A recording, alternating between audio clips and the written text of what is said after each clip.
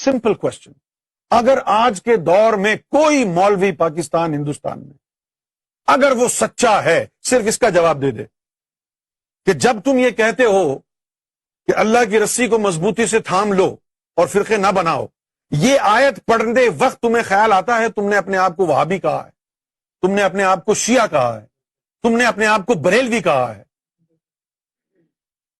Just imagine, you're fooling yourself. Right? اور پھر ہم کیا کرتے ہیں؟ ہم حضور صلی اللہ علیہ وسلم کے دور کا اسلام نافذ کرنا چاہتے ہیں. یہ بتاؤ حضور کے دور میں کوئی سنی تھا، کوئی شیعہ تھا، کوئی وہابی تھا، کوئی بریلوی تھا؟ تو پھر یہ کیا ہے سب؟ لاؤڈ اسپیکر پہ اذان مت دو، یہ بدعت ہے. اپنے آپ کو امت رسول نہ کہو، شیعہ کہو، یہ بدعت نہیں ہے؟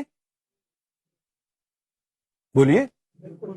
اپنے آپ کو امت محمد صلی اللہ علیہ وسلم نہ کہو، اپنے آپ کو وہابی کہو، سلفی، اہل حدیث کہو، یہ بدعت نہیں ہے؟ محمد رسول اللہ نے تم کو امت کا نام دیا تھا نا. You didn't like it? آپ کو پسند نہیں آیا؟ آپ کیوں کہہ رہے ہیں میں سنی ہوں، میں شیعہ ہوں، میں وہابی ہوں، سلفی ہوں؟ یہ کیا ہے؟ اسلام نہیں ہے. نہ آپ کا قرآن پر ایمان ہے.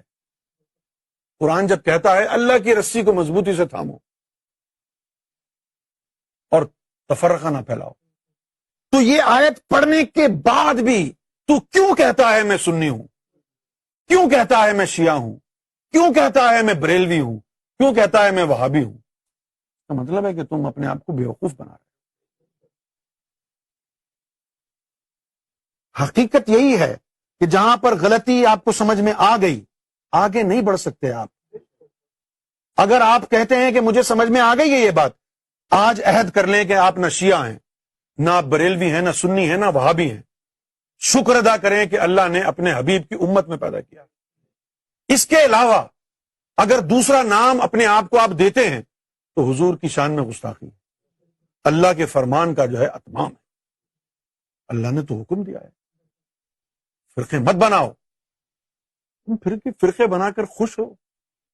تم کو خیال نہیں آتا ہے فرقے بنا چکے ہیں، اللہ نے تو منع کیا ہے.